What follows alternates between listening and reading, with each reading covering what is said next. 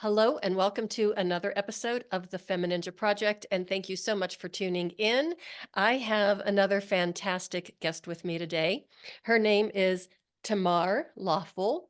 She is a doctor of pharmacy, a nutrigenomics, I have to slow down to say that, nutrigenomics specialist, health and wellness business consultant, the founder and CEO of LYFE Balance, Inc., and coach who guides healthcare practitioners to enhance patient care, reduce medication reliance. Oh my gosh, I love this already. And Mhm. improve life quality through nutrigenomics. She is also the host of the Pivoting Pharmacy with Nutrigenomics. Tamar, thank you so much for being here and welcome to the show. Thank you for having me, Cheryl. It's my pleasure. I just love what you're doing. I don't know if you are familiar with my background, but I call myself a recovering physical therapist. And I was also a respiratory therapist in my first career. So I love the fact that you're taking, like traditional medicine and tweaking it a little bit to make it a little bit more natural. Thank you. Yes, indeed, tweaking it just a little bit. And it's something that's definitely needed because with traditional medicine, I've learned in my practice as a pharmacist over the past 20 years that sometimes it's more of a band-aid for the conditions that people have. So I wanted to find a way to not so much provide a band-aid, but provide a solution to help them improve or prevent having certain medical conditions. So describe to us what nutrigenomics is and how you became interested in it. Well, if you break the word down, we have nutri, which is nutrition, and Mhm. genomics, which is dealing with our genes, our DNA. So it's actually the study of how, or application of how food affects our genes. And so when we think about it, anything that we eat or put into our body actually produces an effect, right? Mhm. So we might no longer feel hungry, we might get bloated, anything could happen, but it also affects our genes. And those effects that it has on us is because it's affecting us down to our DNA. So genetically, we have our standard, what I'm going to call like spelling or genetic code. Mhm. But then we have variations, which are changes in this spelling in our DNA. And those little variations, those little spelling changes will then signal something to happen that maybe shouldn't happen normally. Mhm. For example, I think of, for example, a lactase gene. If someone's lactose intolerant, Mhm. when they drink milk, Mhm. it produces an effect in their gene to start making this enzyme, the lactase enzyme. But if they Mhm. have a variation, a spelling change in their genetic code, they're not going to make that lactase enzyme to be Mhm. able to break down the milk. As a result, those people are lactose intolerant. Mhm. So they're not going to be able to effectively break down milk and they're going to have the bloating, they're going to have the diarrhea. That's a result of a genetic variation. So nutrigenomics identifies those variations Mhm. and then lets us know what we can do about it. Because maybe people don't know that they're lactose intolerant, Mhm. and or people don't know that they might have an issue with their cells producing enough energy for certain Mhm. functions. This type of genetic test, nutrigenomics, will help them identify that and then give them a solution, not a band Mhm. aid, but a Mhm. solution as far as what types of foods you can eat to make your genes or enzymes work more effectively, what type of lifestyle changes, lifestyle habits, exercise, environmental factors to avoid, and also supplements that they might need so that their health can get back on track. Mhm. I love the focus on food, and I have recently spoken to a couple of people who, turned their lives around by just looking at food. I think that we don't realize what happens on a cellular level and how much it does impact our health and our like disease states too, because as you say, if it's changing our genetic code, then it can lead to all kind of different diseases, correct? Correct. And then I want to clarify because we're born with our genes. Our genes are the way they are. Mhm. We're not changing them. We're identifying them Mhm. in this Mhm. kind of process and then working with them. Now that we know that this is how we're genetically coded, what can we do about it? And for example, we might have a gene that makes us more likely to develop diabetes, type 2 diabetes. And it's not a life sentence. It doesn't mean you are going to have type 2 diabetes, but you're more prone to it because this gene is present. There are things that you can do to prevent the development of type 2 diabetes. And so that test will help us identify and pinpoint things like that. So is that part of the nutrigenomic system is you do the testing first, of course, before you continue on? And how does that work? Yeah, so I also, in addition to the health and wellness business consulting to teach other healthcare professionals how to use this type of testing, I do health coaching, and that's where my heart is. So for my health coaching clients, I have them do the test if they choose to. Some choose not to because genetics can be a sensitive topic for people, but I Mhm, do go over the privacy assurance and concerns with them. But mhm, they do the test about 4 to 5 weeks, the results come back. During those 4 to 5 weeks, I'm working with them already and mhm. educating them on what healthy nutrition is, what is healthy food. Forget what you learned on Google. you know, Thank you. we're going to start from scratch. I call it a mental detox. You're detoxing what you knew already about food, about exercise, anything regarding your health. We're just going to ditch it and we're going to start from scratch. Mhm, And so I work with them while we're waiting on those test results to come back to just learn the foundations of nutrition, helping them work on other aspects of their life as well, like sleep. Sleep is number mhm, one. It's so important. And then when that test comes back, and the test is a cheek swab, it goes to their house, the testing kit. They mhm. do it at home on their own. A swab on each cheek, put it back in the container that it comes in, and in 4 weeks, they have those results. And when I get those results in on my dashboard, I Mhm. make an appointment with them to go over it with them. And now we can actually personalize and make precision health goals and steps and action plans for them Mhm. to improve their health. So in a nutshell, the test is neither invasive or intrusive. It definitely is not, neither. It's been no blood is drawn, no harm.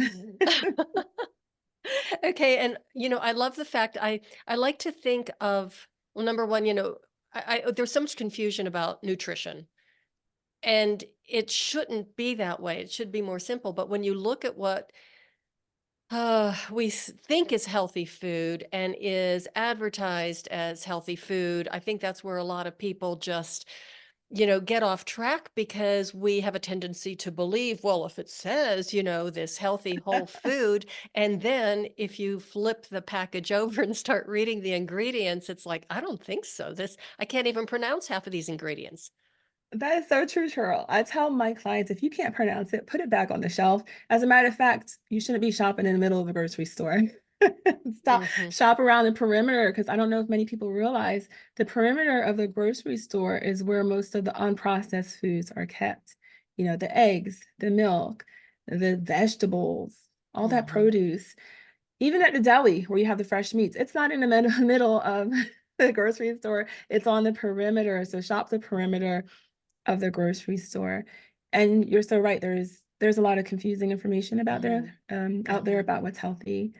I Hmm. go over with my clients how to read nutrition labels, what Mm. type of ingredients we definitely want to avoid because it Hmm. can actually cause inflammation in the body or Hmm. different things that could go on and work against them for the health path and health journey that they're on. Hmm. I like to think of food as nature's miracle of medicine. Yes. That if we choose the right things, but we can't do that without the education just because we've been so confused and so misguided, I think, over the years. Yeah, that's so true. It's that food is medicine. Um, but just as someone I heard, I don't remember who I heard it from the other day. I was listening to a podcast and they said food is medicine, which I completely agree with, but it can be poison as well, as we know, right? If you're Hmm. not eating the right types of food. Hmm. So I try to help my clients use food as medicine, use the food options, select the food options that will be beneficial for them to their health, rather than the ones that are detrimental to their health. So do you want to don't choose poison. We Mhm. don't want to do that. Intentionally, we don't want to do that. Yeah. Okay, I'm writing that down. Don't choose poison. Words of wisdom there. Yeah, I really think though, some people might think if they're listening to this, it's like, oh my gosh, but that sounds very boring or unsatisfying or ungratifying. But actually, the natural healthy foods, you're getting such nutrient dense, calories in your body that if it's satisfying, it actually makes you feel better. That is 100% true. But there's a process that has to happen first, Cheryl, because Mhm, especially when someone has been eating processed foods their whole life or for a mhm, long time, the takeout food, the chips, um, you know, the sweets that are full of sugar, when they start implementing healthy nutrition, it is boring. I'm not gonna lie. It's definitely going to be boring because it's not going to taste the same. And those mhm. processed foods are made to be addictive, are made to Yes. have that sense of pleasure right away, to release that dopamine, so that you want more, right? Yes. So in a way, you do have to detox from that. And then that transformation happens when you start eating healthy food. It actually is satisfying. You don't Mhm, crave the sugars and the salts and the mhm, processed foods like you used to. You actually crave, man, I want a fruit. mhm. I want some squash. Like it literally happens when your body is cleansed from those processed foods and the chemicals that are involved with that Mhm. and work towards those cravings when you're eating from the earth. Yeah, It's and delicious. that's the key word, chemicals. And I didn't realize until like recently, the past few years, how many chemicals we really do have in our foods. And like I said, it was shocking. It was probably 20 years ago, 24, maybe 25 years ago that I really started looking closely at nutrition and read. I was in my early 40s and it's like, oh, I'm, gaining weight and I don't feel good. And I started really looking at labels. And it was so incredibly mind-boggling how much like sugar as well as the chemicals and everything that was in our food. I didn't realize how processed it was. And then it's really funny. My mother and some of the women from the church, that I grew up in, they wrote a cookbook together. And it was lovely little Oh. cookbook and everything. And of course, this was probably again 30 years ago. And I pick up that cookbook now and I look at it and I just shudder to look at the ingredients that they put in some of those recipes. It was all Mm. processed food. Yeah, they were eating heart was it heartily, Oh, yes, and definitely. delicious foods for sure. Yeah, it's in the world that we living now, the preservatives are everything because you want food to last longer, Mhm, produce mass production of food, so you have those preservatives so they don't spoil fast. mhm, But yeah, they're harmful to us. One thing I think about a lot of my clients are shocked about when they do learn it, this light bulb goes off in their heads, is oils that you cook with. So typically it's like vegetable oils, canola oils, um, but educating them on how that actually affects them on a cellular level and switching to healthier oils like mhm, olive oil, avocado oil, even ghee, for ghee, not necessarily oil, but ghee is mhm, a way of healthy fat as well, or mhm, other alternative fat, uh, affects our body differently than the canola oils. Because when we learn how those are actually processed and ingesting them contributes to inflammation in our body and mhm, something we call oxidative stress, which is equivalent to it's kind of like your body's resting inside, your cells are resting and getting older. So taking in those type of fats or mhm, fat sources are actually harming our cells. And if our cells make our energy mhm, and everything else, they're involved in every process in our body. So if they're not functioning well, if they're rusting per se, mhm, it explains a lot of why we don't feel good, why people might be low energy. So mhm, just making a simple change in the type of oils you mhm. consume can make a huge difference on how you feel day to day. Yeah, I switched to avocado oil probably 6 months ago or so, after one of my guests gave me that rundown about the oils, and I was just absolutely horrified, ran upstairs and just cleaned out my pantry. And one of the things he said was, the cheaper the oil, the more harmful and toxic it is. Hmm. And he says, the avocado oil is a little bit more expensive. And so I went to the grocery store the next day and it was like, oh, wow, it is expensive, but I absolutely love it. That's all I use now. Yeah, it has a good flavor. I like the avocado oil.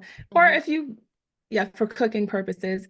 But of course, the source is best, right? Going Hmm. to the actual avocado or Hmm. olives as well. So And they're yeah, both just tasty. very tasty, Hmm. very tasty and healthy sources of fat. And every now and again, I even use the avocado oil on my skin. Oh, no, I never thought about that, but you could definitely use that on your skin. Yeah. Yeah. Well, I do live in Colorado and it's very, very dry here. So, some of the moisturizers that I use, I like them, but then I think, what's in here? And I start looking at those ingredients too, and it's like, oh God, it's all this stuff is everywhere. It's kind of ubiquitous. Yeah, and it can seem overwhelming because when you Hmm. actually start reading the labels and realizing like every product you have in your house has these chemicals in it and are toxic to you, it can be overwhelming. My recommendation will just be start somewhere, take one Hmm. step at a time. So whether Hmm. it's the oil or it's the type of lotions or creams that you use or Hmm. makeups that you use, just take it one step at a time Hmm. because it can be very overwhelming and of course expensive as well to Hmm. to choose healthier Hmm. options. Hmm. Absolutely. So now what was the motivating force? To go from traditional pharmacy to what you're doing now? I mean, was that just a gradual change, or did you wake up one morning and say, you know what, I just need something different. I need something, a different path. Oh my, Cheryl, where do I start? Where do I start? I'm gonna start first why I decided to become a pharmacist. I was about Oh, 15 years old. I was born in Jamaica. I'm Jamaican, grew up in New Jersey, been in the US since I was 4. And my mom took my brother and I back to Jamaica to see my grandmother, who was dying of lung cancer. She was literally on her deathbed. oh. And I felt so helpless. There was nothing I could do, Mhm, to help my grandmother get better. And in that moment, I decided that whatever I do in my life, it's going to be something to help people, mhm, my grandmother, either get better mhm, or prevent them from getting sick in the first place. And mhm, growing up from a Caribbean family, we use a lot of herbs. I rarely had got sick when I was young, and because my mom was home cooked meals, fresh foods, and so keeping that in mind when it came to my early teenage years, and I had to start thinking about what I want to do when I grow up, when I go to college, what I want to go to college for. mhm, My mom and I sat down and had a discussion, and I said, Mom, I want to help people. I want to help them I don't want them to be sick. I want to help them if they are sick. My mom's a nurse. And I said, maybe I'll be a nurse like you. And she said, no. She actually said, you're not allowed to be a nurse. I was like, huh? But you're a nurse. She said, you're not allowed. I said, okay, well, what do I do now? So she had me talk to different people in the medical fields and mhm, in engineering and things like that.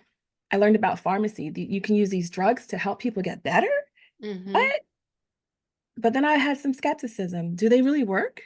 mm, Like, so I'm going to go become a pharmacist. I'm going to go to pharmacy school because I want to disprove this. I don't think these medications work. What are they really about? And plus, I want to learn, of course, how they work. And I can help people potentially. Okay, mhm, sure. So I go to pharmacy school, absolutely fell in love with pharmacy. Like, that's mhm, my thing. And I still love pharmacy now. And but working as a pharmacist, I was in a role where I actually had patients who had heart failure, diabetes, high cholesterol, high blood pressure. And I was really working one-on-one with them, going over their medications, telling them about their disease states. And before they go home, I educate them and make sure you're eating like mhm, this and you're exercising 5 days a week. And mhm, they would come back to the hospital within 30 days.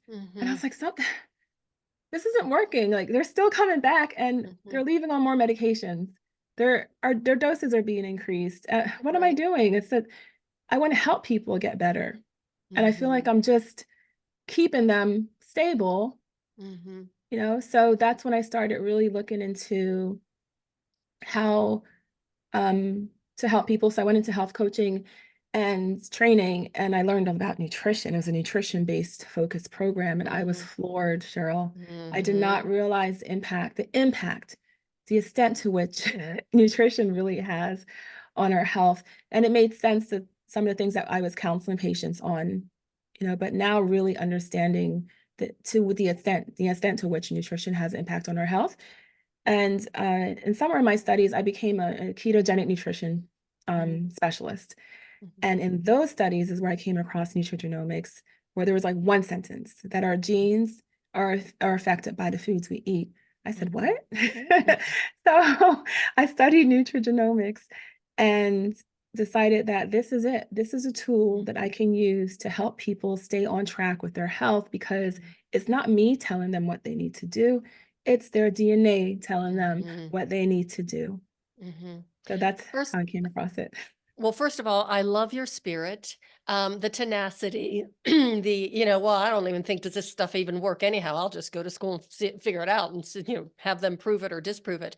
And the other thing I wanted to mention, and just in case the listeners are wondering, pharmacy school is really difficult, Yes, and indeed. it's competitive to get in, isn't it? It is. It's very competitive.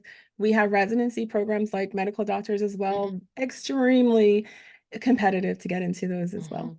Hmm. Yeah. hmm Okay, so then when you decided that you were going to take this path and you became the health coach and going into the nutrigenomics, um, as you were kind of separating yourself from the traditional pharmacy, that role, did you encounter any resistance? Like any of your coworkers or colleagues, did they say, "What? Why are you doing this?" Surprisingly, Cheryl, no, they were intrigued. They were intrigued because they see it as well, right? They see Mm-hmm. that these medications, they're not really curing anybody. The people are still on them Mm-hmm. for their whole life. And we are taught in pharmacy school to, before a person is prescribed a medication, we need to work with them on nutrition and lifestyle changes. That's what we learn first. And then they teach Yeah. us about the medications. But that maybe one page, two page about lifestyle Right. and nutrition, Yeah. right? Nothing Yeah. deep, nothing deep at all. So they're aware of that. So Mm-hmm. they were my colleagues were very supportive. And then when I launched my business, it connected me to other pharmacists that were like-minded, Oh, nice. doing on the same kind of Nice. course that I was. So Mm-hmm. I had that extra support as well. And to this day, I'm 4 years into doing this, but I still have the support. I work in Mm-hmm. a hospital setting still because it's more of acute. People are coming in, they need their medications. They had a heart attack, they're having a hypertensive crisis. So emergently, they still need those medications.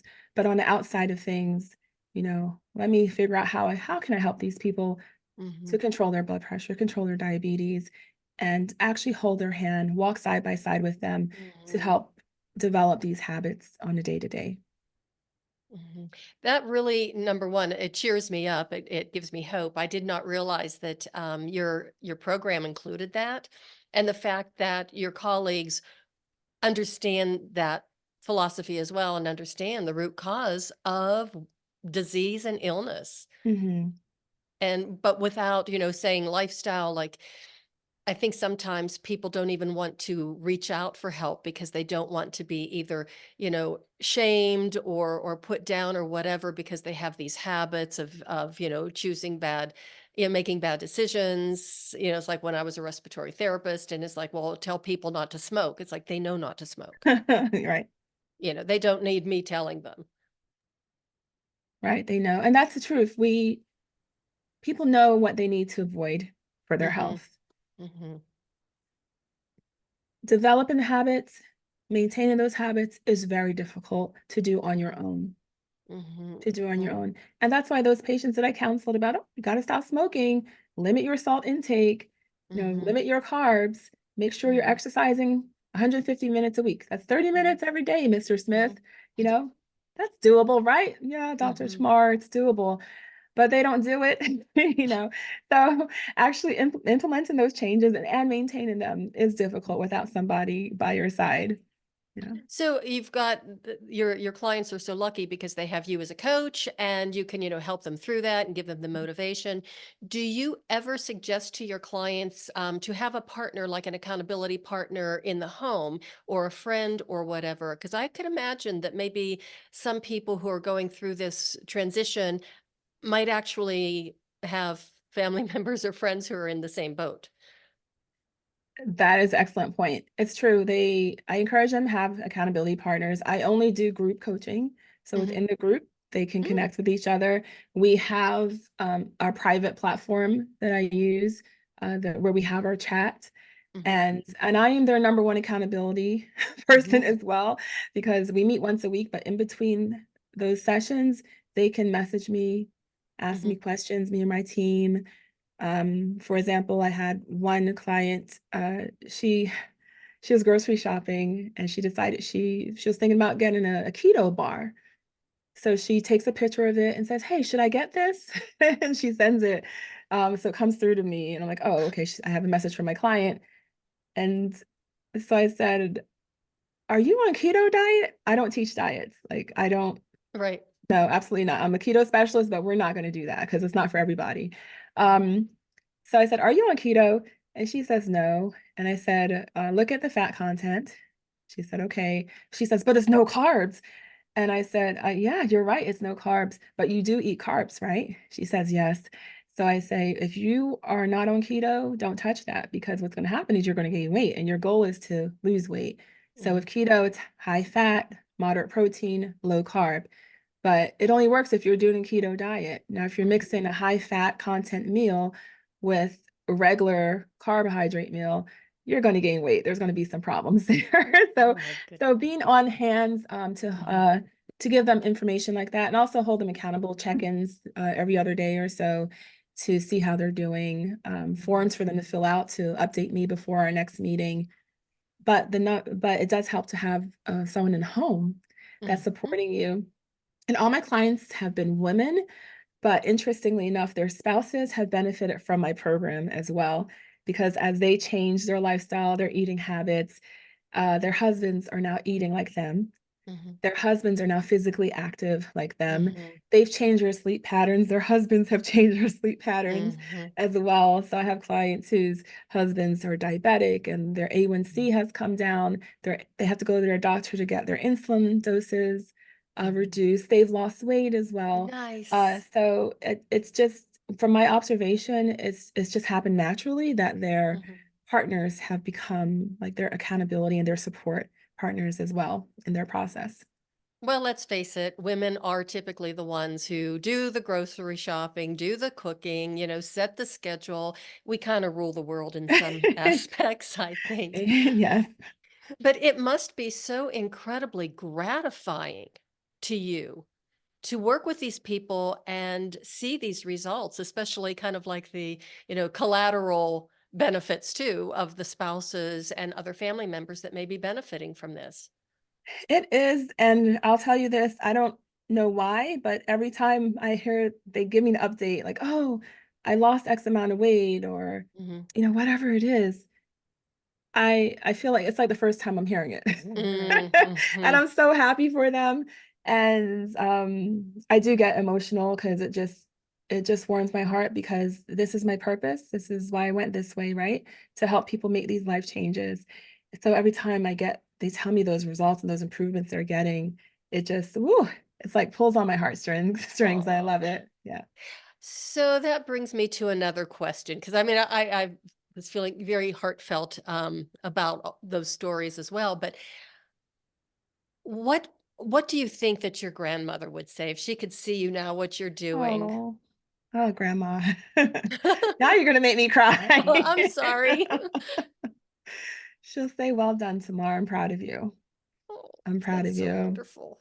Yeah, Well, well done. see, I'm going to cry too.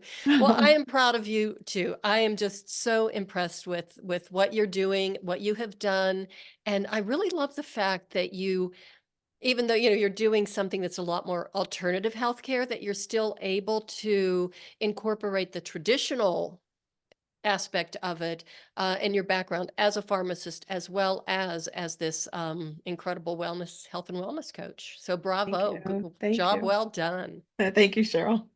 How My can pleasure. people get a hold of you? They can reach me at my website, www.thelifebalance.com, and life is spelled LYFE. And Cheryl, it's actually an acronym for love yourself first every day, because that's where it starts, with loving yourself first. Oh my goodness, I love that. Yes, thelifebalance.com, everyone. Yeah. And then I'm on social media at Dr. Tamar Lawful, Dr. Tamar Lawful, TikTok, Instagram, LinkedIn. You can find me. Mhm. So I'm really curious, how did you come up with that? The life balance, the acronym.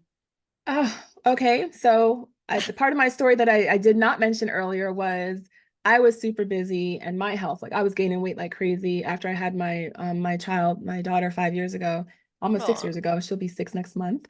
And I was busy. I was working full time, night shift Mm. pharmacist. I was serving on the board of three nonprofit organizations in my community at the same time. Oh my God. And so yeah, that's a lot of stress on the body. I wasn't Mm, sleeping well, mhm, and I had to step back, and mhm, I thought about it. That's part of how my company first evolved.